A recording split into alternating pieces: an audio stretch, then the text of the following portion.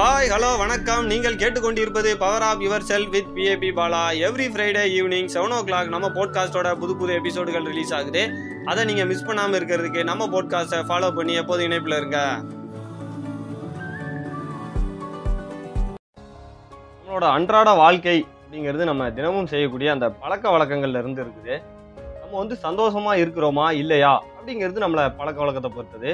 அதே போல் நம்ம ஒரு சக்ஸஸ்ஃபுல் பர்சனா இல்லையா அப்படிங்கிறது நம்ம ஒரு பழக்க வழக்கத்தை பொறுத்தது தான். முதல்ல நம்மளோட பழக்க வழக்கங்களை உருவாக்குறோம். அடுத்து நம்மளோட பழக்க வழக்கங்கள் நம்மளை உருவாக்குது. ஒரு நல்ல பழக்க வழக்கம் தான் ஒரு நல்ல வாழ்க்கையை உருவாக்குறதுக்கு உறுதுணையாக இருக்குது.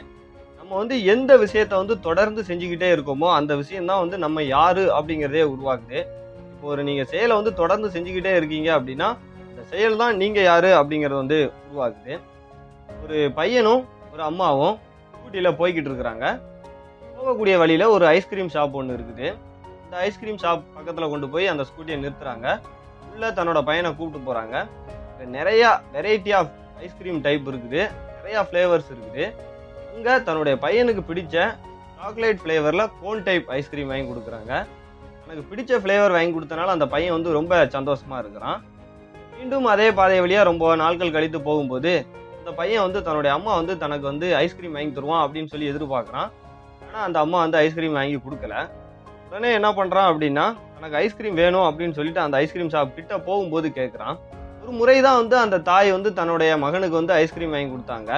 ஆனால் எப்படி அந்த ஐஸ்கிரீம் ஷாப் கிட்ட போகும்போது அந்த பையனுக்கு ஐஸ்கிரீம் வேணும் அப்படின்னு சொல்லி ஆட்டோமேட்டிக்காக கேட்டான் அப்படின்னா அது ஒரு பழக்க வழக்கம் ஆயிடுது. பழக்க வழக்கம் அப்படிங்கிறது ஒரு குறிப்பிட்ட இடத்தையோ இல்லை ஒரு குறிப்பிட்ட செயலையோ பார்க்கும்போது ஆட்டோமேட்டிக்காகவே தூண்டப்படுது. உதாரணத்துக்கு நீங்கள் நடந்து போய்கிட்டு இருக்கீங்க, ஒரு காஃபி ஷாப் வழியாக நடந்து போய்கிட்டு இருக்கீங்க.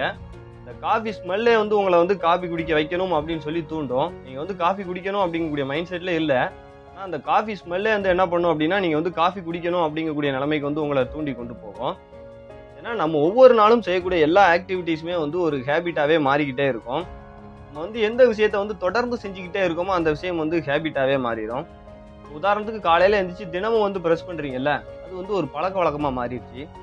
அதுக்கப்புறம் டீ குடிக்கிறதா இருக்கட்டும், இல்லை காஃபி குடிக்கிறதா இருக்கட்டும், இல்லைன்னா அந்த தலைவலி டயத்தில் மட்டும் காஃபி குடிக்கிறதா இருக்கட்டும், இல்லை அந்த மன கஷ்டத்தில் ட்ரிங்க்ஸ் பண்ணுறதா இருக்கட்டும், இது எல்லாமே ஒரு பழக்க வழக்கமாகவே உருவாயிருச்சு.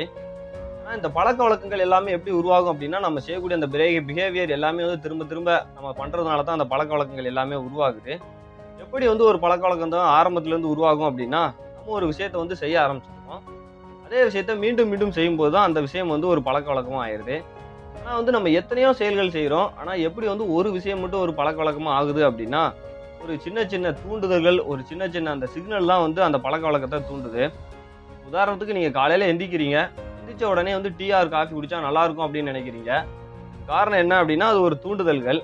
ஏன்னா அந்த காஃபி இல்லை டீ குடித்ததுக்கப்புறம் ஃபீலிங் குட்டாக இருக்கும். அந்த ஒரு ரிவார்டுக்காக நம்ம அந்த பழக்க வழக்கத்தை செஞ்சு வச்சுக்கிட்டு இருக்கிறோம். இதே மாதிரி தான் வாழ்க்கையில் எல்லா பழக்க வழக்கங்களையுமே நம்ம கொண்டு வந்துக்கிட்டு இருக்கிறோம். ஆனால் நம்ம பண்ணக்கூடிய எல்லா பழக்க வழக்கங்களுமே நல்ல பழக்க வழக்கங்கள் அப்படின்னு சொல்ல முடியாது. ஏன்னா அதில் கெட்ட பழக்க வழக்கங்களும் வரும். அந்த ஹேபிட்ஸ் எல்லாமே குட் ஹேபிட் அப்படின்னு கிடையாது, பேட் ஹேபிட்ஸும் இருக்கும். உதாரணத்துக்கு இப்போ அந்த மன கஷ்டம் வந்துச்சு அப்படின்னா ட்ரிங்க்ஸ் பண்ணுறாங்களா, அதெல்லாம் பேட் ஹேபிட்ஸு. ஆனால் ஒரு நல்ல பழக்க வழக்கம் தான் வாழ்க்கைக்கு ஒரு நல்ல ஒரு வாழ்க்கையை உருவாக்கும். ஒன்றுமே கிடையாது, உங்கள் லைஃப்பில் ஒரு கோல் வச்சுருக்கீங்க அப்படின்னா தினமும் செய்யக்கூடிய அந்த பழக்க வழக்கங்கள் தான் அந்த கோலை அச்சீவ் பண்ணுறதுக்கு உங்களுக்கு உறுதுணையாக இருக்கும். அதனால் அந்த நல்ல பழக்க வழக்கங்கள் ரொம்ப முக்கியம். சரி, ஓகே, உங்களோட லைஃப்பில் உங்கள்கிட்ட இருக்கக்கூடிய நல்ல பழக்க வழக்கங்கள் என்னன்னு உங்களுக்கு தெரியுமா? ஒருவேளை உங்கள் லைஃப்பில் உங்களுக்கு ஒரு நல்ல பழக்க வழக்கங்கள் இல்லை அப்படின்னா நான் இப்போ சொல்லக்கூடிய அந்த பழக்க வழக்கங்களை குறைஞ்சது நீங்கள் ஃபாலோ பண்ணலாம். தண்ணீர் குடிக்கிறதே ஒரு நல்ல பழக்க வழக்கம் தான். நம்ம எல்லாருமே என்ன பண்ணுவோம் அப்படின்னா தண்ணி தவிச்சா தான் தண்ணி குடிப்போம். ஆனால் ஒரு நாளைக்கு மினிமம் 8 டம்ளர் தண்ணி குடிக்கணும்னு சொல்கிறாங்க. நம்ம தண்ணி தவிக்காத நேரத்துலையும் தண்ணி குடிக்கிறதே ஒரு நல்ல பழக்க வழக்கம் தான். அதே போல் சிரிக்கிறது, சிரித்து வாழ்கிறதா ரொம்ப நல்லது. வாய் விட்டு சிரித்தால் நோய் விட்டு போகும்னு சொல்லுவாங்க. அதே மாதிரி சிரித்து வாழ்ந்தீங்க அப்படின்னா அதுவே ஒரு நல்ல பழக்க வழக்கங்கள் தான். அடுத்தது தான் வாசிப்பது.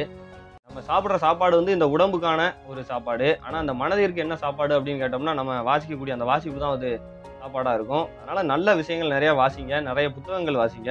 அதுவுமே ஒரு நல்ல பழக்க வழக்கங்கள் தான். அதுபோக இந்த ஜென்ரேஷனில் அந்த ட்ரிங்க்ஸுங்கிறது ரொம்ப சர்வசாதாரணமாகிடுச்சு.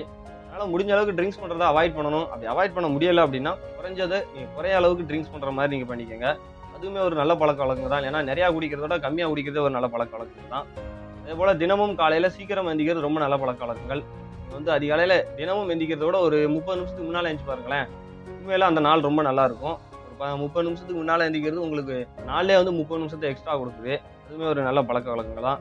இந்த மாரி நல்ல பழக்கவழக்கங்கள வந்து உங்க லைஃப்ல வச்சுக்கோங்க. அதுதான் உங்க லைஃப்க்கு வந்து ரொம்ப நல்லா இருக்கும். நம்ம எல்லாருக்குமே தெரியும் சேஞ்சஸ் வந்து பாசிபிள் அப்படின்னு சொல்லி. இருந்தாலுமே வந்து நம்மளுக்கே தெரியும் வந்து ட்ரிங்க்ஸ் பண்றது நல்லதுக்கு இல்ல. அத பண்ணக்கூடாதுன்னு தெரியும். ஸ்மோக் பண்றது நல்லதுக்கு இல்லன்னு தெரியும். அத பண்ணக்கூடாதுன்னு தெரியும். அதேபோல வந்து நம்ம வந்து லேட் நைட் வரைக்கும் தூங்காம இருக்கக்கூடாது. அதெல்லாம் தப்புன்னு தெரியும். இருந்தாலும் இருப்போம். அதேபோல சின்ன சின்ன விஷயத்துக்குலாம் ஒரி பண்ணக்கூடாது அப்படின்னு நினைப்போம். ஒரி பண்ணுவோம். இது எல்லாமே பண்றதுக்கு காரணம் என்ன அப்படின்னா வந்து ஒரு ஹேபிட்டாவே மாறிடுச்சு. கெட்ட பழக்கவழக்கங்கள் எல்லாத்தையுமே விட்டுட்டு நிறைய நல்ல பழக்கவழக்கங்கள உங்க லைஃப்ல கொண்டு வந்தீங்க அப்படின்னா லைஃப் வந்து ரொம்ப நல்லா இருக்கும் அப்படின்னு சொல்லி நான் இந்த எபிசோட நிறைவு செய்கிறேன். நம்மளோட போட்காஸ்ட்டை பற்றிய கருத்துக்களை நீங்கள் ஃபேஸ்புக், இன்ஸ்டாகிராம், லிங்க்டின்ல பிஏபி பாலா அப்படிங்கிற ப்ரொஃபைலில் நீங்கள் எனக்கு டைரெக்டாக மெசேஜ் பண்ணலாம். எப்போதும் இணைந்திருங்கள். பவர் ஆப் யுவர் செல்ஃப் உடன் அடுத்த எபிசோடில் உங்களை சந்திக்கிறேன். மிக்க நன்றி.